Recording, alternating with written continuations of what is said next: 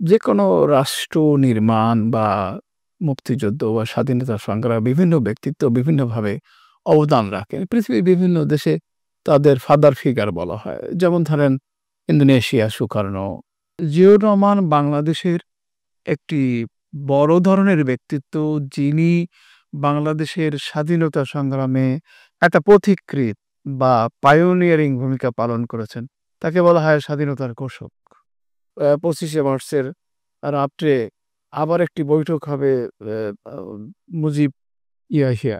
কিন্তু সেটি না করে ইয়াহিয়া খান সন্তর্পণে রা রাজধানী ত্যাগ করেন এবং বাংলাদেশ জাতীয় রাষ্ট্রকে একটি অমারিশার সম্মুখীন হতে হয়।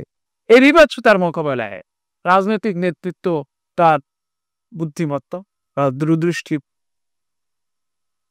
মতো কাজ করতেই ব্যর্থ হয়। ব্যর্থ রাজনৈতিক নেতৃত্ব পাকিস্তানের কাছে বলতে গেলে আত্মসমর্পণে। প্রিয় দর্শক, মেটানোস নিবেদিত আইনিউজ সাম্প্রতিক সময়ে বাংলাদেশের বিভিন্ন ইস্যু নিয়ে বিশেষ অনুষ্ঠান আইএফ প্রকোপে আমি জুয়েল আজম আপনাদের স্বাগত জানাচ্ছি। আজকে যিনি আমাদের অতিথি হিসেবে রয়েছেন, তিনি জাহাঙ্গীরনগর বিশ্ববিদ্যালয়ের সরকার ও রাজনীতি বিভাগের প্রাক্তন অধ্যাপক, বিশিষ্ট শিক্ষাবিদ ও রাষ্ট্রবিজ্ঞানী ডক্টর আব্দুল লতিফ মাসুম স্যার। আসসালামু আলাইকুম স্যার, স্বাগত জানাচ্ছি আপনাকে।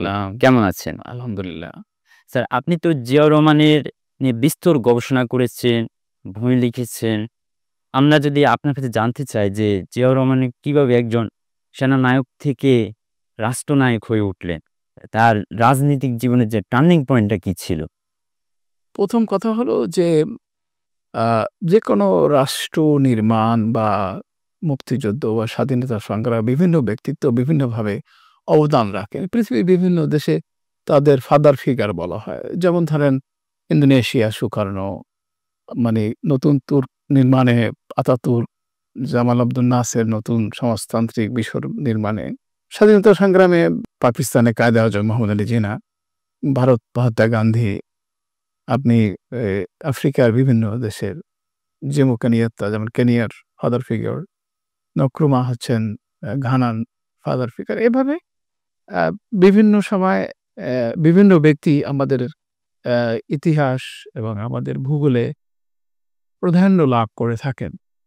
সেক্ষেত্রে জিয়াউর রহমান বাংলাদেশের একটি বড় ধরনের ব্যক্তিত্ব, যিনি বাংলাদেশের স্বাধীনতা সংগ্রামে একটা পথিকৃৎ বা পায়োনিয়ারিং ভূমিকা পালন করেছেন। তাকে বলা হয় স্বাধীনতার ঘোষক। স্বাধীনতার ঘোষক কিভাবে হলেন? রাজনৈতিক ব্যক্তিবর্গ তথা এখানে আওয়ামী লীগ তখন প্রধান রাজনৈতিক দল ছিল। ১৯৭০ সালের নির্বাচনের মাধ্যমে তারা এই অঞ্চলে নিরঙ্কুশ আধিপত্য, নিরঙ্কুশ প্রতিনিধিত্ব লাভ করেন পশ্চিম পাকিস্তানিদের তুলনায়। সেখানে রাজনৈতিক আলোচনার মাধ্যমে এই অঞ্চলের স্বার্থ রক্ষার চেষ্টাটা রাজনৈতিক নেতৃবৃন্দ করেন। কিন্তু রাজনৈতিক উপায়ে রাজনৈতিক সমস্যার মোকাবেলার বিষয়টি পাকিস্তানের তথাকথিত সামরিক জান্তার কবলে নিপতিত হয় এবং এটি ব্যর্থ হয়।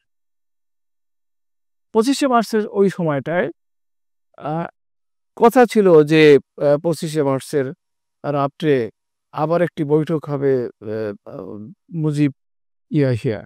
কিন্তু সেটি না করে ইয়াহিয়া খান সন্তর্পণে রাজধানী ত্যাগ করেন এবং বাংলাদেশ জাতীয় রাষ্ট্রকে একটি অমারিশার সম্মুখীন হতে হয়, একটি কালো রাত্রির সম্মুখীন হতে হয়, এটি পাকিস্তানি বিভৎসতার সম্মুখীন হতে না। এই বিভৎসতার মোকাবেলায় রাজনৈতিক নেতৃত্ব তার বুদ্ধিমত্তা, দূরদৃষ্টির মতো কাজ করতেই ব্যর্থ হয়। ব্যর্থ রাজনৈতিক নেতৃত্ব পাকিস্তানের কাছে বলতে গেলে আত্মসমর্পণে